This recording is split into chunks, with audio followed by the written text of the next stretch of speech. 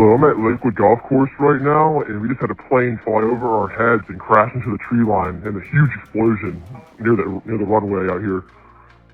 We're on hole 1, and it came from the tree line to our right, flew right over our heads, and then flipped the tree line by hole 9, and went straight downwards. And huge explosion. I don't know if the guy's okay. It flipped. 2 simple words, spoken by a breathless golfer standing on the fairway of the Lakewood Golf Course. To the general public, this sounds like a chaotic description of a car crash.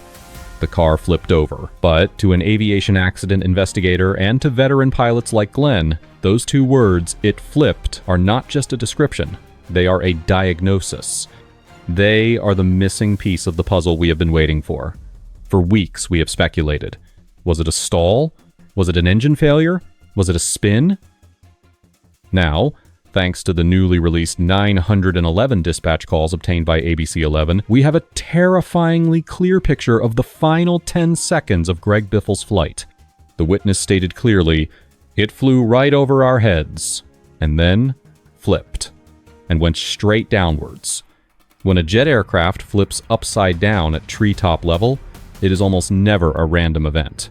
It is the signature of a specific, deadly aerodynamic phenomenon known as a VMC Roll. Today, we are going to deconstruct these 911 calls. We will peel back the layers of panic to find the physics. Why did the plane flip? Why were they over a golf course? And what does the police's refusal to name the pilot in the left seat really tell us? I'm your host, and this is the Air Debrief investigation. To understand why the witness saw the plane flip, we have to go back to flight school 101. We have to talk about asymmetric thrust. Imagine you are flying a multi-engine jet like the Citation. You have 2 engines pushing you forward equally. It is balanced. Now, imagine the left engine fails. It dies instantly. But the right engine? It is likely at full power because the pilot is trying to climb or stay in the air. What happens? The right engine wants to push the plane to the left violently. The plane wants to yaw, twist, and roll bank towards the dead engine. To stop this, the pilot must do 2 things physically. Step hard on the opposite rudder pedal and bank slightly towards the good engine. It is a physical battle. You are literally fighting the torque of the remaining engine. But here is the trap. The rudder is an aerodynamic surface. It only works if air is flowing over it fast enough. The slower you fly, the less effective the rudder becomes. There is a specific speed, calculated by engineers, called VMC Velocity Minimum Control. This is the red line of death. If your speed drops below this number while you are on one engine, the rudder stops working. It literally loses its grip on the air. The moment you cross that line, physics takes over. The power of the good engine overcomes the rudder. The plane snaps. It doesn't just turn. It rolls. It flips upside down onto its back in less than a second. This is what the witness saw. It flew right over our heads and then flipped. That word flipped confirms that the pilot, whoever it was, lost the battle for airspeed. He got too slow, and the airplane killed him for it. But why did this happen specifically over the Lakewood Golf Course? The 911 caller places the crash exactly at hole number 1 and hole number 9. This tells us about the pilot's decision-making in the final crisis. In an emergency, when the airport is just out of reach, pilots are trained to look for off-airport landing sites. Roads are dangerous because of cars and power lines. Fields are often plowed and muddy. But a golf course? From 2,000 feet, a golf course looks like salvation. The fairways look like long, manicured green runways. They are the most seductive visual target for a desperate pilot. We can hypothesize that the pilot realized he wasn't going to make the Statesville runway. He saw the green grass. He banked towards it. Let's put it down on the fairway, he might have thought. But as you get lower, the golf course mirage evaporates.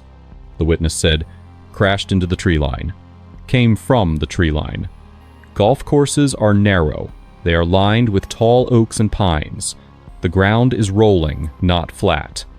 There are sand traps. Imagine the stress in that cockpit. You are lining up for the fairway. Suddenly, a 50-foot pine tree looms in front of you. What is your instinct? Pull up.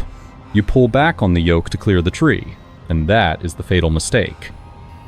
When you pull up, you trade speed for altitude.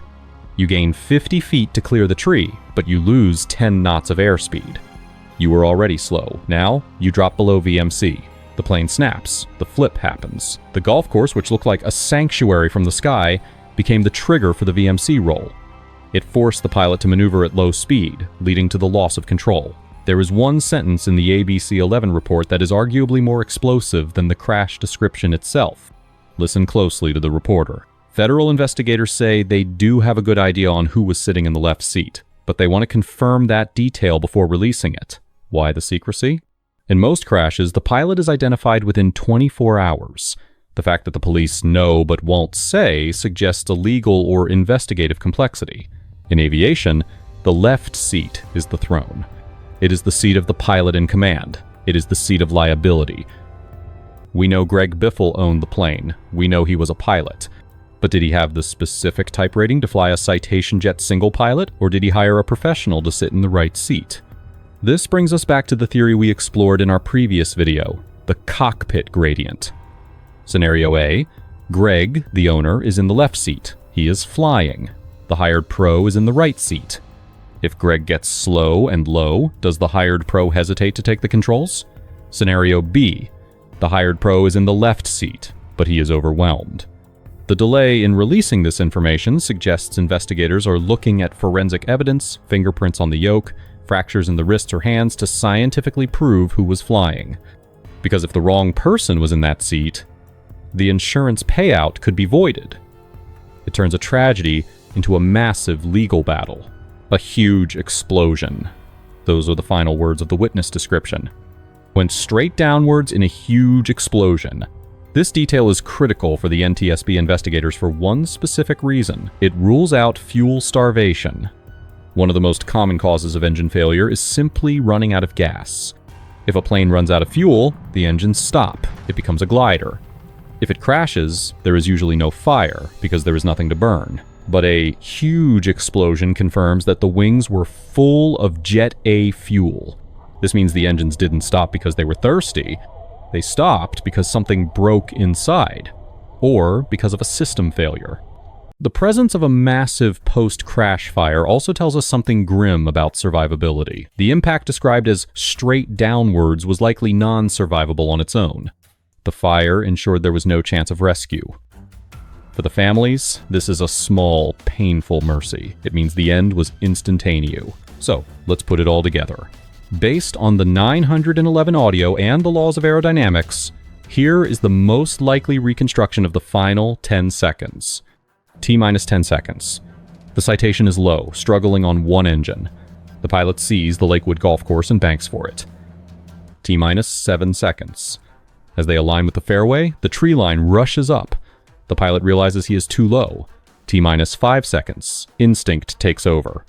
The pilot pulls back on the yoke to clear the trees. T-minus 3 seconds. The airspeed bleeds off. The red line or VMC is crossed. The rudder loses authority. T-minus 2 seconds. The plane flips. The left wing drops. The nose slices towards the ground. T-minus 0 seconds. Impact. It is a classic tragedy chain. A mechanical problem forced a human decision, which led to an aerodynamic trap. Beyond the aerodynamics, we must consider the human element, the startle factor. When an engine fails in a simulator, you are expecting it. The instructor says, "Ready, go." You react instantly. But in real life, on a relaxed Sunday flight with your wife and children in the back, a catastrophic engine failure is a violent assault on the senses. It is loud. The plane jerks. The warning horns scream. For the first 3 to 5 seconds, the human brain simply freezes. It is biological paralysis while the mind tries to make sense of the chaos. What was that? Is it the engine? Is it a bird? During those vital seconds of shock, the pilot is not flying the plane. But the plane is still obeying physics. The drag from the dead engine is killing the airspeed every single second. By the time the pilot's brain reboots and screams, "Push the nose down!" the plane is already dangerously slow. Then, the tree line appears. The survival instinct triggers a reflex. Pull up. That reflex, combined with the lost airspeed from the startle delay, creates the perfect storm for the VMC roll. The flip was likely the tragic result of a human reflex trying to save the aircraft, but fighting a battle that was already lost 5 seconds earlier during the initial shock. The official NTSB preliminary report will be released soon. It will give us the hard data numbers. But the witnesses at Lakewood Golf Course have already given us the emotional truth. They saw a machine fighting for its life. They saw a crew trying to thread the needle. And they saw the brutal, unforgiving laws of physics extract their toll. As we wait for the police to finally reveal who was in the left seat, we are reminded of the most important rule in aviation: maintain aircraft control. No matter what fails, no matter where you are trying to land, if you lose your speed, you lose everything.